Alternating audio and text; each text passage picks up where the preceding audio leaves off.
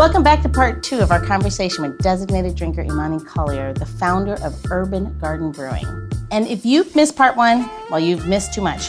Go back, belly up to that bar, and give it a listen first. I promise we will save a seat right here for you, won't we, Gina? Yes, the taps will overfloweth. Oh, good Lord. With faith. Oh my, you had to work it in there. I was gonna go with, see? Didn't you have faith? I was gonna bring it back. Oh. See, you stole it. She stepped on me. Welcome back. So, Eamoni, in part 1, we obviously started about we talked about the early journey of establishing Urban Garden Brewing, and how you got there, and some of the people that actually helped you get there, which is kind of cool that you've met people that helped you get to where you are, and we talked about your amazing brand. But what I'd really love now is to talk about inspiration behind the other beers. You talked about 5, and we're tasting 1, and maybe I'm a little greedy, but I really would love to find out, how did you get to those 5, and what made you go, no, this one and not the others? So the 5, they were definitely inspired by tea. I just like tea. I'm a really big tea girl. So I actually, one of the 5, when you're home brewing, there's just a lot of things that can go wrong. So I think I made like this apple cinnamon something, and it just went wrong. And I was so sad about it that I just didn't want to try again. So I just let it go. And so the other 3 recipes that I did were just inspired by like really good teas that I made for myself. And I can't necessarily give you all the 2 because it's a surprise. Okay. But we have a beer, a pale ale that I just released with a clothing brand. And that beer particularly, I used hibiscus and I used cara orange. Ooh, so they're my favorite. I love the skins. Yeah, it's really good. So when I imagine what beer should taste like, for me, some people are like all about the hops. Some people are like yeast forward. I'm very just flowers. Like, how can I use a flower and use it to complement the hops, or use it to complement, like if it's an IPA, what flowers can I use to, complement that? So that's basically the inspiration behind those recipes, and just any beer that I make, whether it's a pale ale or a blonde ale, I really just wanted to focus on it all being approachable for everyone. We got to back up to the listeners. In case you don't know what a Cara orange is, it is used primarily for its fragrance, and it's used a lot of times for oils and perfumes. Oh, interesting. And it is a beautiful, sweet smell, and it's like sometimes when you have a fragrance, whatever soap or something, and you can't identify what that sweet smell is, a lot of people assume it's almond oil or almond blossom, but it is, in fact, the Cara orange. And I can't even believe you said that. I have a question about your failed apple beer. Ready? Yes. Did you use fresh apples or did you use dehydrated? I actually used fresh apples. Yeah. And yes, I used it in the boil. But then I was very new to, okay, I'm gonna give you all a home brewing tip. Yeah. Do not sanitize your carboys with bleach. I know that's so obvious, but not when you're first home brewing. So. Hi. No matter whatever Donald Trump may have told you in the fucking drink bleach. Please do not fucking drink bleach, because that guy's a fucking maniac. Yeah. No, he actually said put that shit in your veins, if you remember correctly. I mean, that's pretty funny. Yeah. However, you can dilute it. You can make that the cleaning solution you're trying to make. Yes. In a crazy dilution process. Yes. I was just eager. Just ready. It's like, you just killed all your hops is what you did. Did you drink it? I just knew that I already knew I made a mistake when I was sanitizing it. But I was just like, no, it's gonna be fine. And then after like fermenting, something just told me in my heart, like, this is a no-go. Do you want to know the best secret? Here's my favorite cleaning solution that is so versatile, it's crazy. For some reason, whatever's in Windex is like, Windex or Fantastic, either one. Oh, I can't you can Fantastic. use in like parts per million to like make different of like, not ingestible, but like food grade cleaners, which is so weird. But you have to put a ton of water. Mm-hmm. You're talking about like so many million parts of water to like one per millionth of the solution. But if you're in a bind, you could always do that. But like lemon's really good and like all the lemon's really naturals. good. The thing with the beer, because if any strange little, because beer is alive, Yep. yeast will eat anything. So it's like you have to have well, not anything, but they eat the sugar, they poop it out, make alcohol. But if there's like some weird bacteria in there they're going to poop out something, and their beer is going to have really bad off flavor. Yeah. So there's like special sanity things that you use, particularly for beer. Just in that moment, I was really just like, yeah, I'm ready. Like, let's go. But, that was... It's, sometimes you just have to learn the lesson hard. Like, you need to make like a bandage wrapped like cheese with this particular beer. Oh, wow. You really have to. Like, I don't know what you do to collaborate with cheesemakers, but get on the gram, figure that out, and then I need to eat it. Send them this episode. I'm sending this episode. I need somebody to like dip your beer in the bandage wrap and either make a really light grade cheddar or some sort of very sharp goat that's been aged in this particular beer.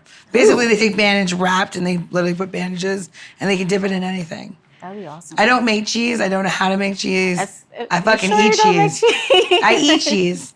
I'm afraid of making cheese. I am probably afraid of making beer. I've made beer before, but like not very good beer because I'm impatient as fuck. I'm like, you do need a lot of patience. You really do. Like, there's a whole waiting bottle conditioning. Can we talk about bottle conditioning? Yes. How do you do that in a can? I have a lot of brew friends. I've never asked the question because I want to act like I know everything, but I don't. Well, me personally, I've never conditioned in a can. These are when I landed my production contracts, luckily they did all of that for me. But yes, I never do that. I always did bottling when I was home brewing. So, but when you have a facility, they basically, they have a candy machine. So Why do you tell me that? I can ask all the dumb questions. That's my role on the show. No, I wish I never tried. I never home brewed. I never canned from like home brewing. Yeah. Because even bottling was just such a tedious thing to do process, but it's also better for the home brew beer because you got to have like dark bottles. You got to keep them in a dark place. Yeah. And yes, I never actually tried with a can. I'm sorry. I wish I had a better. My husband used to make ginger ale. Ooh. And like he used to, it's the same process, right? Yeah. Except, yeast. And, oh my God. It was like Did he can it? So we bottle conditioned it. But ginger ale, real ginger ale is literally everything you'd make a beer like, and then you skip the adding the yeast. And there is a little residual yeast that naturally occurs in the air. But it's such an interesting process. I always wonder when they do canning, like how do they condition the beer before they put it in the can? Well, because something has to happen in that can. Well, yeah. So at the brewery, it basically it goes from the fermenter to the bright tanks, and then the bright tanks is where everything gets carved, and then they push it through in the canning machine. So it's so simple. It's not as like cool and nerdy as home beer. So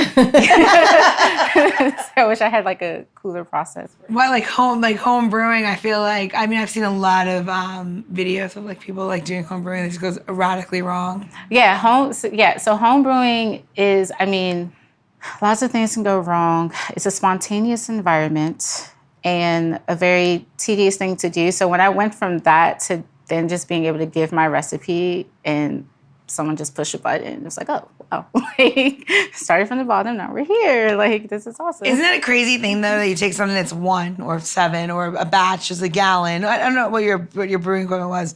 And then you give it to somebody that's going to put it out in, like it's a massive form, right? So if you have a keg with 144 beers in each keg, and you said your first run was 5 kegs, right? 5 barrels. 5 barrels, yeah. Right? Okay, so you have 5 barrels. Like, to see it, like, replicated, I'm sure the first run, no one's first run is perfect. And if yours was, that's amazing. Yeah. But you have your first run and you realize, like, with certain things you put in your beer, you only need a little bit, no matter, even though it's like this humongous run and you're like, shit, I only needed this little bit. And like, that's like where the business aspect comes into play. Like, how little to make the same things, because that's your profit. Yes. So When I did my first 5-barrel batch, so my homebrew equipment was an 11-gallon. That's pretty big. All grain. Yeah, I didn't start with that. I got that for Christmas because my mom was like, "Oh yeah, you're really serious about this." Santa brought you a home brewing? Wow, that's pretty cool. because I started with just like the little, 5-gallon, and then bossed up to the 11. But when I did my first 5-barrel batch, I used about like 5 pounds of chamomile flowers. Oh, shit. Yeah, I used like 5 pounds. So wow, that's a lot. And It's expensive. Yeah, and then I used, and I put some in the boil, and then I did some dry hop. But when I went from that to the 30-barrel, I just tried to like calculate, like, okay, well, I used this, so just multiply, and then I'll just, 30 barrels, 5 divided by 5, multiply. So I thought I was doing the math right. And I was like, yeah, cool. I don't need that much. It was so crazy because once we tried the beer, and it was before it was done fermenting, I was like, this is not enough chamomile. I was like, this is not enough chamomile. Like, we need more chamomile. And it was like, I think like a week before it was like actually supposed to be done and released. So I ended up having to buy, I think about 14 pounds of chamomile to put in to dry hop in the fermenters because, and I was like, I don't think anybody understands what you're saying right now. So the listeners, 14 pounds of chamomile, just so we're clear. I mean, because it weighs nothing. Do you know a gallon? Here, we're gonna make it so that the people at home understand. If you have 4 ounces of chamomile, it's about 1 overflowing Ziploc bag, gallon-sized freezer bag of chamomile. Yeah. What is she saying is, what's 14 times 4? What's 14 times 4? Whatever that is. Whatever that number is, basically covers a boardroom table, right where we're at. Like, that's a lot. Something like that, yeah. That's crazy.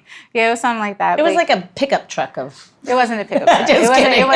Did Germany call and say we need our chamomile back? Because I feel like that's where you source it. It wasn't that much chamomile because I don't... 14 pounds is a lot of chamomile. Yeah, it was a lot of chamomile, but... So we ended up doing that, and it was odd that was like my biggest fear, that my chamomile will be produced in this large form and not taste like chamomile. And be chamomile light, unfortunately. Yeah, chamomile light. Yeah. So scaling it's a lot. So the things that you do from home brewing to then scaling up those recipes, there's a lot of lots of different things to think about, and like you said, especially like pricing. Like, I cut the green tea.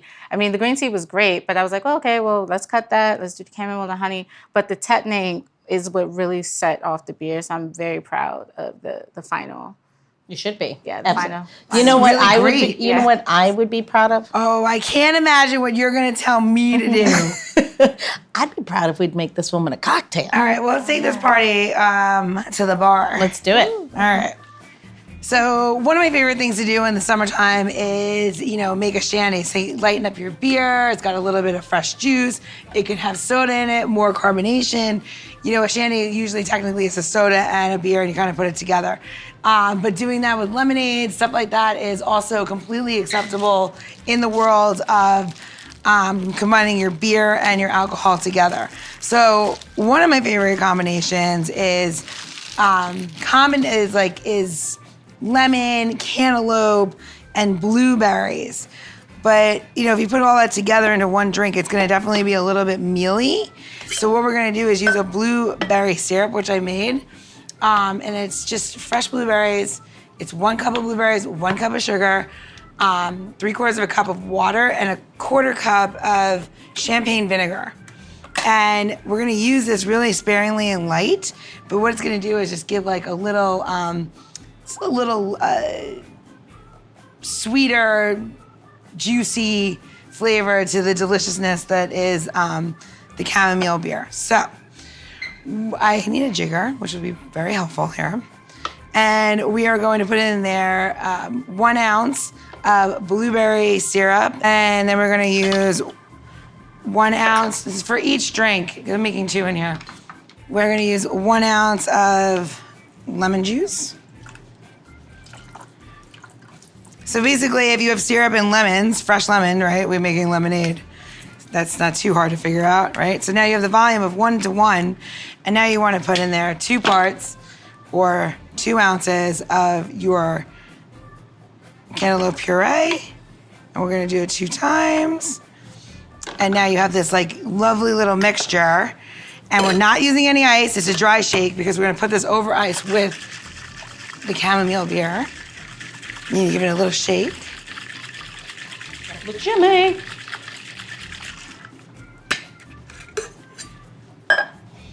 And it still smells really good. And you're gonna do half the amount in each glass, and we're gonna top it off. So we got all, well, and if you miss anything, it'll be at designateddrinker.show. And for your tips, tricks, and how-to, you don't wanna hide the camelate. You just are adding to the experience of it. And then that's that. And then when you do your shit, so I always put mine on the bottom because the beer is lighter. And we're going to put that in. And we're gonna give it a stir, and if it's terrible, it's Louise's fault. Of course it is. And just one thing, once you put this in there, you really don't wanna roll it around because you will lose all of that beautiful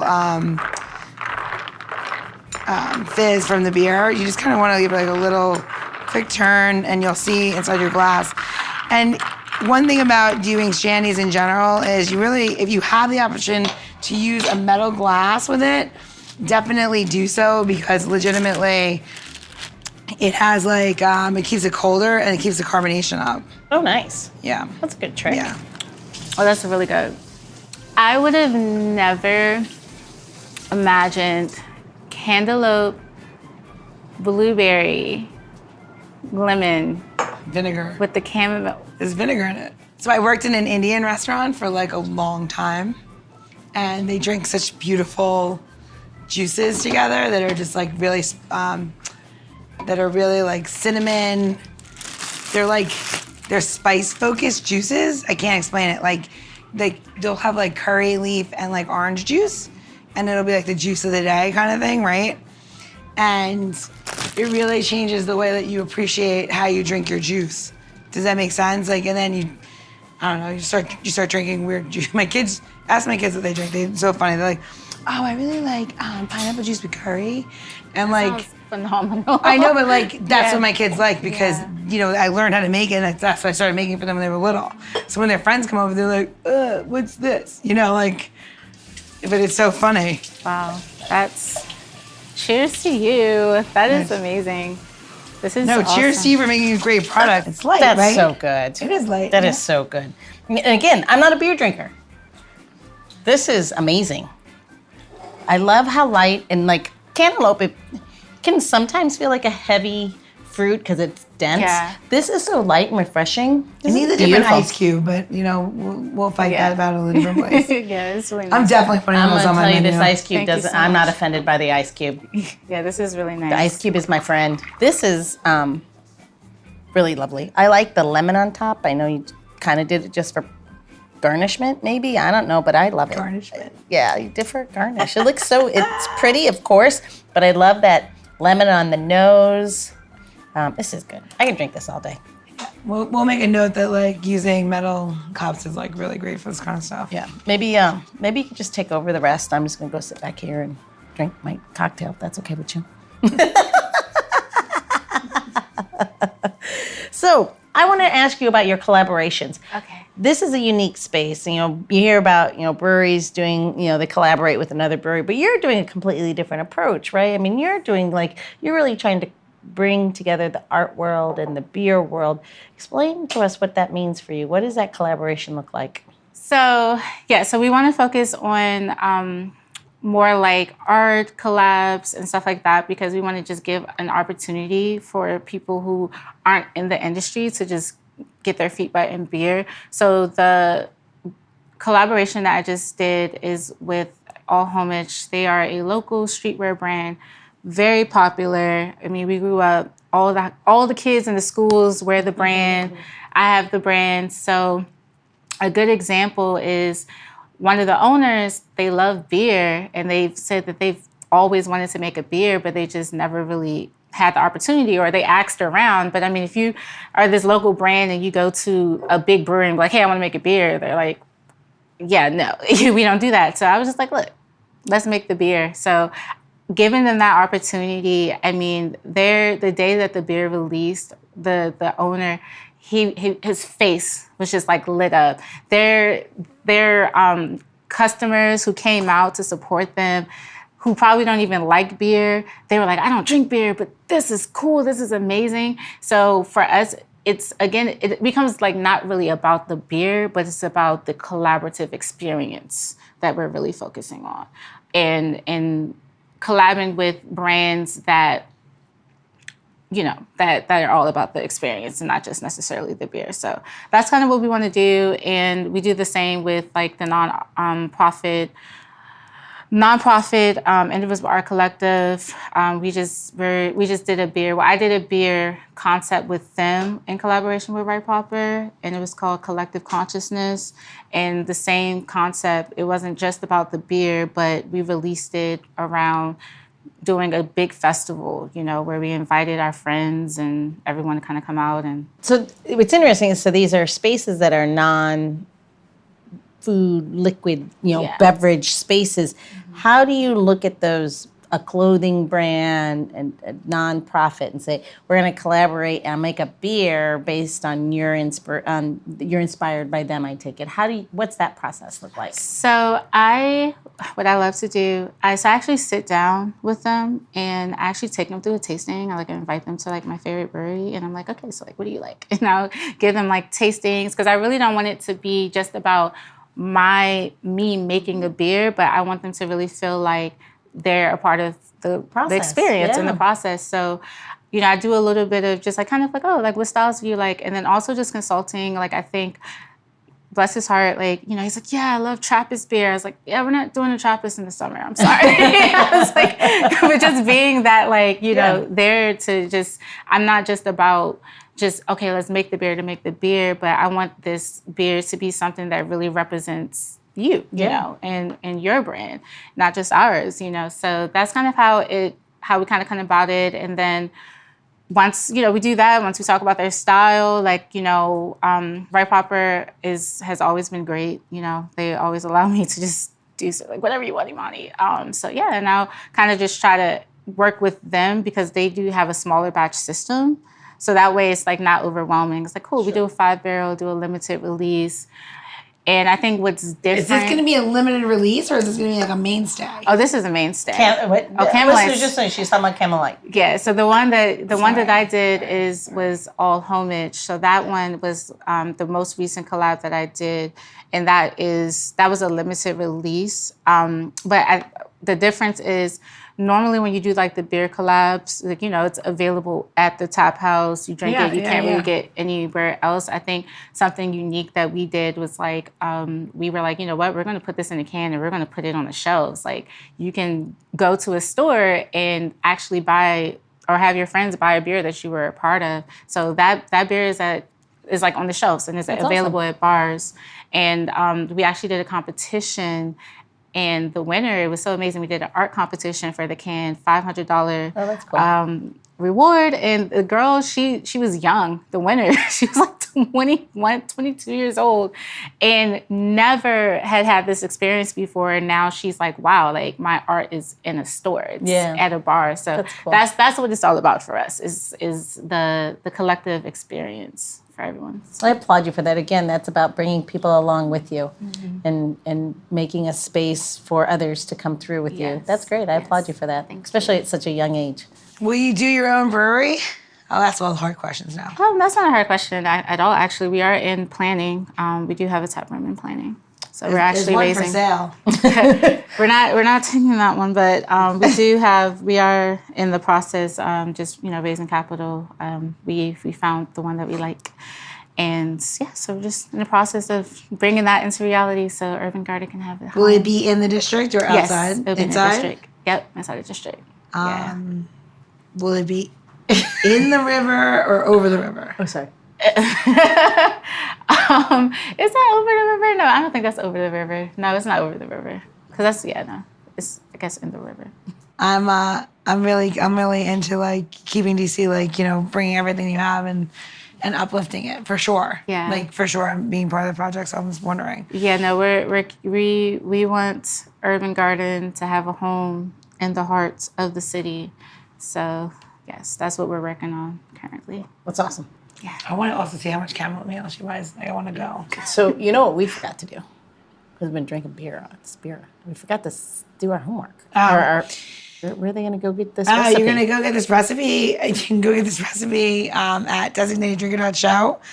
And I am slurring, so congratulations. If you understood that. Designateddrinker.show. Yes, I am like in another planet. I'm I feel like. enunciating today. And then what you're also going to get there is you're obviously going to get links to Urban Garden Brewing, and then any new stuff that's coming up. We definitely want to be a part of that. The fun thing we have coming is our anniversary party. We're going to be releasing a Oktoberfest-like beer, which I'm really excited about. I'm still processing the recipe, but What's the time frame on that? September 23rd. See? Yep, it'll be our anniversary. Summer solstice. Yeah. Wait till you hear the name. You are a witch.